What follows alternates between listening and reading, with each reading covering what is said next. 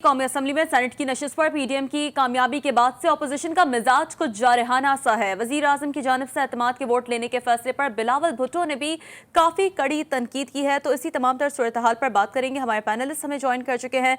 मुजाहिद बरेलवी साहब हमें ज्वाइन कर चुके हैं, सीनियर एंकर पर्सन है, तज्ज़ेकार हैं। तारिक पीरजादा साहब का भी साथ हमें हासिल होगा।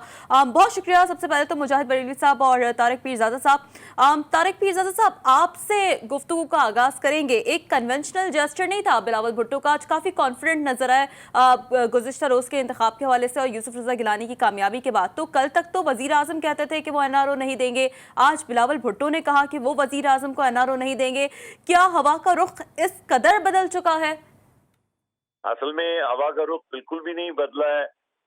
आप अगर वोटों की गिनती करें तो अभी भी सेनेट के अंदर बड़ी मजबूत पोजीशन है इमरान खान की। पहली बात तो ये है, वो इस वक्त सबसे बड़ी पार्टी भी है और बलूचिस्तान के जो लोग हैं, छह आजाद अरकान हैं जो यकीनन हुकूमत के साथ जाएंगे, तो 49 तो यही बनते हैं। तो अगर इत्तेफाक से कोई क़यामत आ गई और अगर उनकी चेयरमैन बन गया तो उससे हुकूमत को क्या खतरा लाक हो सकता है? ज्यादा से ज्यादा तो यही मसला पैदा हो सकता है कि आपको कानून साजी में कोई दिक्कत आ सकती है। लेकिन चूंकि फर्क अब बहुत कम रह गया है वोटों का दोनों के दरमियान, तो ये 2-3 वोटों की ऊंच नीच से ये डेप्टी चेयरमैन और चेयरमैन सेनेट के बनेंगे।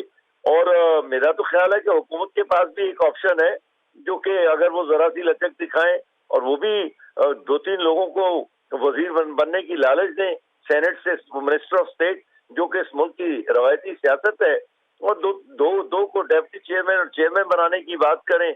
मेरा ख्याल है इन लोगों को इन्हीं की घटिया सियासत के जरिए बराबर की शिकस्त दी जा सकती है और दयानतदारी को कायम रखते हुए इस तरह के वोट खरीदने की तो जरूरत नहीं है। ये तो सिर्फ उदय बांटने वाली बात है जो हमारे मुल्क में एक आम बात समझी जाती है। और चूंकि किरदार अब खत्म ही हो गया है, जैसे कि हिज़्ब इख्तिलाफ ने साबित किया है, वोटों से खरीदे गए लोग हैं जो सामने आ रहे हैं।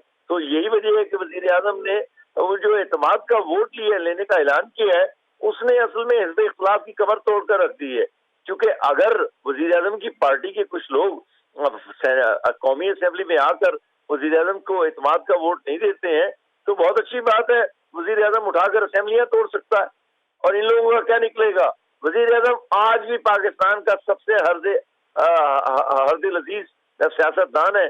कर लें ये, उसे क्या कहते हैं, जितनी सियासत कर लें। और यही वजह है कि ये इत्तेमाद के वोट के मसले पर आपने देखा कि सन्नाटा फैला हुआ है और कोई इनकी तरफ से उस पर तबसरे नहीं हो रहे। और ये फजूल बातें, ये जो मरियम और वो जो जाली दस्तावेजात जारी बनाने वाली मरियम और ये जो मलिर से हारने वाला लड़का है बिलावल, ये लोग इस किस्म की बाजारी अंग्रेजी में लिखी हुई गुफ्तगू को उर्दू में बोलकर तासुर देने की कोशिश कर रहे हैं कि शायद कोई क़यामत आ गई है। कोई क़यामत मुझे तो नजर नहीं आई। ये तो बात है टेलीविजन की खबरों का एक। ठीक है, तो हवा का रुख आपको ज्यादा बदलता हुआ नजर नहीं आ रहा। मुजाहिद बरेलवी साहब, इत्तेफाक करते हैं आप तारिक पीरजादा की इस गुफ्तगू से, लेकिन आज बिलावल भुट्टो ने जो बात की कि अब फैसले इमरान खान ने, अब फैसले हम करेंगे।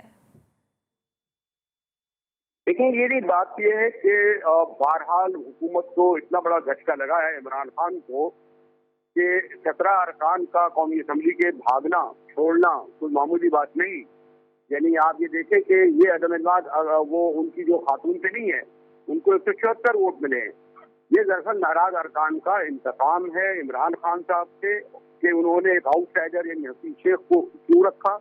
इसलिए मैंने वो देखा कि वो वोटों का फर्क जो हसीन शेख से और मोहतरमा जो है खड़ी हुई है उनके दरमियान तकरीबन बनता है कोई 10 वोट का। और उसमें भी मुश्तरक होते हैं 7 अरकान। यानी पूरा ऐसा लगता है कि इमरान खान की का जो फौरी से उनकी हुकूमत के साथ जो अराकीन का ताल्लुक था, जो उनके वज़रा का अपने पार्टी के लोगों को मुतमईन न करना था, ये एक ऐसा मौका आया तो उन्होंने उसका इंतखाब लिया। ये बहुत बड़ा झटका है और इसीलिए इमरान खान को गैर मामूली तौर पर अभी कौम से खिताब करने जा रहे हैं, वो भी बड़ा अहम होगा, जिसमें वो जो हफ्ते को कौमी असम्बली का इजलास बुला रहे हैं। लेकिन तहरीक अगर वो एतमाद की तहरीक ले भी लें, लेकिन शायद ये भी हो सकता है और शायद इनके लिए बेहतर हो कि वो उसके साथ ही असम्बली को तोड़कर नए इलेक्शन कराएं और नए मैंडेट हासिल करें। क्योंकि इस वक्त जो उनके पास वो मैंडेट है वो अब सुपड़कर जो है वो 161 वोटों पे आ गया है, 162 वोटों पे आ गया है, और वो और इनकी तादाद बढ़ती जा रही है। तो इसलिए ये इसको अगर आप कौमी असम्बली में जो नताइज आए हैं वो गैर मामूली तौर पर हुकूमत के लिए सिर्फ नताइज गैर मामूली हैं। वजीर आजम भी कौम से खिताब करने वाले हैं। अभी वजीर आजम के कौम के खिताब के हवाले से भी हम आपसे बात करेंगे। यहाँ पे हम आपको बताना चाहते हैं जो मरियम नवाज ने कहा है, 73 साल से गेम खेलने वाले इसलिए गेम खेलते रहे क्योंकि उनका किसी ने नाम नहीं लिया। मुस्लिम लीग नून की नायब सदर मरियम नवाज ने एक बार फिर इदारों को निशाने पर ले लिया है। इस्लामाबाद में वर्कर्स कन्वेंशन से खिताब करते हुए मरियम नवाज कहती हैं कि हमने आमिरों का दौर भी देखा है, जुल्म, इंतकाम और जबर का ऐसा दौर पहले नहीं देखा। मजीद कहती है कि किसी गलत फहमी में ना रहा जाए, नून लीग का वोटर अब जाग गया है। ये समझ रहे थे कि हमें जेलों में डालकर नून लीग खत्म कर देंगे। तो हमारे पैनल ने यकीनन सुना होगा कि मरियम नवाज का क्या कहना है। तो मुजाहिद साहब, आपसे ही सवाल करना चाहूंगी कि ये मरियम नवाज का जो कहना है कि अब हमारा वोटर जो है जाग गया है, क्या वाकईतन वोटर जाग गया है?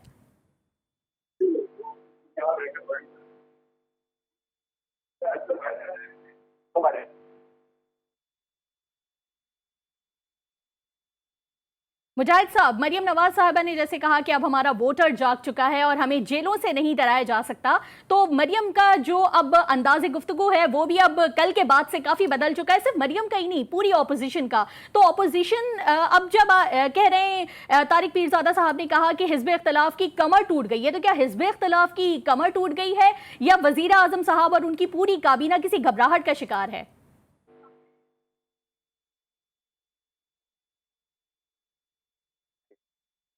गालिबन मुजाहिद बरेलवी साहब से राब्ता नहीं हो पा रहा है। इसी सवाल को लेकर तारिक पीरजादा साहब की जानिब भी बढ़ेंगे। तारिक पीरजादा साहब, अब जो एक मरियम नवाज काफ़ी एक अरसे से उनकी खामोशी थी, अब जब गुज़िश्ता रोज़ के इंतखाबात के हवाले से जो फैसला अब आया है, आज फिर वो बोली हैं और फिर एक बार फिर उन्होंने वोट को इज्जत दो के हवाले से भी काफ़ी अपनी जो है वो जारहाना इनिंग्स खेलने की कोशिश की है। तो कोई डेस्परेट मूव देख रहे हैं आप उनकी जानिब से?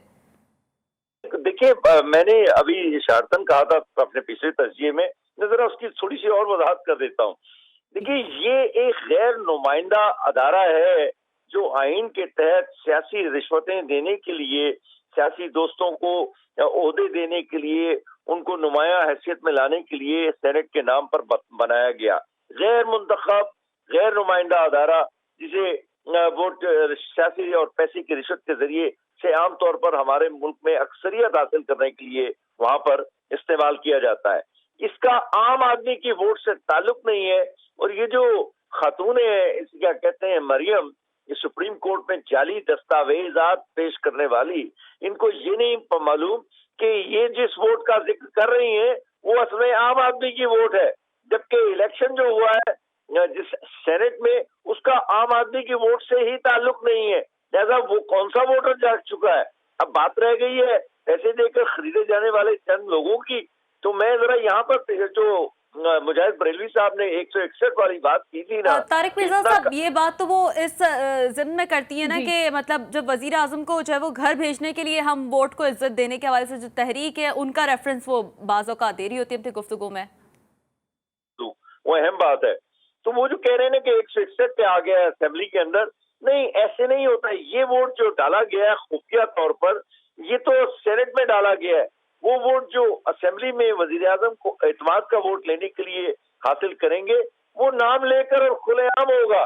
तो लिहाजा वो जो 10 या 12 लोग हैं, 18 नहीं है, 10 या 12 लोग या 21 नहीं है, 10 या 12 लोग जो हैं, जो फरार होते हुए नजर आए हैं, इसके अंदर बिकते हुए नजर आए हैं, उन बिकने वालों को भी अपनी सीटें असेंबली में महफूज रखने के लिए, जो कि इमरान खान की वजह से कायम है, आप इमरान खान ही को वोट देना पड़ेगा। ठीक है, तारिक पीरजादा साहब, यहीं से गुफ्तगू सिलसिले को भी आगे बढ़ाएंगे, लेकिन चेयरमैन सेनेट सादिक संजानी ने GTV से खुसूसी बात की है, बड़ी इंपॉर्टेंट बात की है। उनका कहना है कि हुकूमती नामजद उम्मीदवार जो है चेयरमैन सेनेट सादिक संजानी ने, उन्होंने कहा कि इत्तेहादियों के साथ राब्ते में है, नंबर गेम का इस वक्त मालूम होगा जब नतीजा आएगा। तो ये कुछ उन्होंने बात की है वकार अली सैयद से। तो क्या बात थी, पहले नाज़रीन को सुनवा देते हैं और फिर इस पर दोबारा पैनलिस्ट से कॉमेंट लेंगे। मैं खान साहब का सबसे पहले PTI और खान साहब का बिलखसूस शुक्रिया अदा करता हूं कि उन्होंने आज मुझे नॉमिनेट किया है और इंशाअल्लाह मैं अपने बाकी इत्यादियों के साथ भी राब्ते में हूँ, जैसे आपको पता है। कोशिश करेंगे, जाम साहब भी राब्ता कर रहे हैं, तो बाकी इलेक्शन है, लड़ेंगे। परवेज इलाही साहब ने तो स्टेट अवे मुझे कहा कि जी हम आपके साथ हैं, और वो खुद यहाँ आके इंशाल्लाह कैंपेन भी चलाएंगे। खालिद मकबूल साहब कल आएंगे, उनसे भी मैं मुलाकात करूंगा। शाम को इंशाल्लाह मैं सिराजुल हक साहब से भी मिलूंगा। ये तो नंबर गेम है, उस वक्त पता चलेगा जब रिजल्ट। अच्छा तारिक पीरजादा साहब, गुफ्तगू भी आपने भी मुलायजा की है, जो बात की है बड़ी इंटरेस्टिंग है। उन्होंने कहा नंबर गेम का तो तब पता चलेगा जब नतीजा आएगा। तो अब थोड़ा सा कॉन्फिडेंस लगता है हिचकिचा गया है हुकूमत का भी गुज़िश्ता रोज के जो फैसला आया उसके हवाले से। जी बिल्कुल, देखिए दो अलग-अलग बातें। वजीर आजम जो इत्तेमाद का वोट ले रहे हैं, वो तो इस तहरीक में एक बड़ा सदमा पहुंचाने के लिए, डेंट डालने के लिए कर रहे हैं, ताकि वो जो फजा बन रही है एक टेलीविजन के जरिए वो खत्म हो जाए वजीर आजम के खिलाफ। यहाँ तक ये सेनेट के इलेक्शन का ताल्लुक है, जो संजरानी साहब ने बात की है, अगर आप याद करें कि पिछली बार भी जरदारी साहब ने बड़ा कारनामा दिखाने की कोशिश की थी, और इन्हीं संजरानी साहब ने अपने बलूचिस्तान के दोस्तों और दीगर हजरात की ताउन से ये चंद वोटों का फर्क खत्म कर दिया था। चुनांचे जिन वोटों को जरदारी साहब ने खरीदने की कोशिश की और नून लीग ने, इन्हें वो लोग इनके भी दोस्त हैं, जरा ये याद रखने की बात है। और वो चंद वोटें हैं, मैंने 49 की जो गिनती की है आजाद उम्मीदवारों के साथ, तो वो गलत नहीं है। चुनांचे 2, 3 और 4 वोटें मजीद दोस्तों की लेना संजरानी साहब की अपनी सूबाई सियासत की बुनियाद पर, जो कि मुल्क भर में उनके भी ताल्लुकात हैं, इसी तरह जिस तरह के जरदारी साहब के हैं, ये मार खाना इनका भी कोई आसान नहीं है। और जिस तरह वो पहले जीते थे, हो सकता है ये दोबारा बड़ी अच्छी अक्सरियत के साथ जीत जाए, क्योंकि उन लोगों को अपने साथ मिलाने का हो सकता है अक्सरियत के साथ जीत जाएं। देखते हैं, मुजाहिद बरेलवी साहब भी हमारे साथ मौजूद है। मुजाहिद साहब, आप पीरजादा साहब की भी बात यकीनन सुन रहे होंगे, और जो दीगर तज्ज़िये हैं वो भी आपकी नज़र से यकीनी तौर पे गुजर रहे होंगे। 180 सेनेट की नशिस्तों के बावजूद 164 वोट मिले हफीज शेख साहब को। 16 अरकान, इस हिसाब से देखा जाए तो वो नाराज दिखते हैं वजीर आजम साहब से। तहरीके आदम एतमाद भी लाने की बात की जा रही है अपोजिशन की जानिब से, और काफ़ी मिजाज उनका जारहाना दिखता है। अब आपको क्या लगता है कि हुकूमत की जानिब से क्या है अमल अपनाया जाएगा? वजीर आजम अब से कुछ देर बाद खिताब भी करने वाले हैं। ठीक है, तो जो आपसे मैंने कहा ना कि जो 174 वोट पड़े हैं उस खातून को, इससे तो ये लगता है कि मजमूई तौर पर जो उनकी नाराजगी जो नाराज अरकान की थी पार्टी से नहीं है, बल्कि उनके नॉमिनी कैंडिडेट, और उन्होंने खातून में क्योंकि कोई ऐसी उम्मीदवार नहीं थी। फिर गिलानी साहब के मुकाबले में शेख साहब जो है बिल्कुल एक टेक्नोक्रेट, एक अरिस्टोक्रेट, एक पीपल्स पार्टी के पुराने जहले, फिर खास लीग में, फिर मुशर्रफ के साथ उनका अगर पॉलिटिकल कैरियर देखें तो इस तरह का नहीं रहा है। और अगर परसेंट, और फिर मैंने कहा इसमें सबसे अहम बात यह है कि नाराज अरकान को हफीज से कोई शिकस्त देकर ये नहीं करना था पीटीआई गवर्नमेंट गिरे, बल्कि वो मैसेज दे रहे थे अपने क़यादत को। और आपने देखा भी कि 2.5 साल बाद पहली बार ऐसा है कि खान साहब ने 2 दिन बैठकर अपने अराकीन को सुना और उनका अजाला करने की कोशिश की। यही हाल कराची में आप जानती हैं, यहाँ इनके वफाकी वजीर असद उमर हों, अली जैदी हों, यहाँ इनके गवर्नर हों, यहाँ जो 14 अरकान कौमी असम्बली के थे, यहाँ इनके गैर मामूली तौर पर सूबाई असम्बली के अरकान थे, तो शिकायत को खुलेआम। लेकिन मुजाहिद बरेलवी साहब, अरकान ये कह रहे हैं कि बड़ी देर कर दी मेहरबान आते आते। बहरहाल अब सूरत हाल जो भी है चेयरमैन सेनेट के हवाले से भी वो यकीनी तौर पर अगले कुछ दिनों में वाज़ेह हो जाएगी।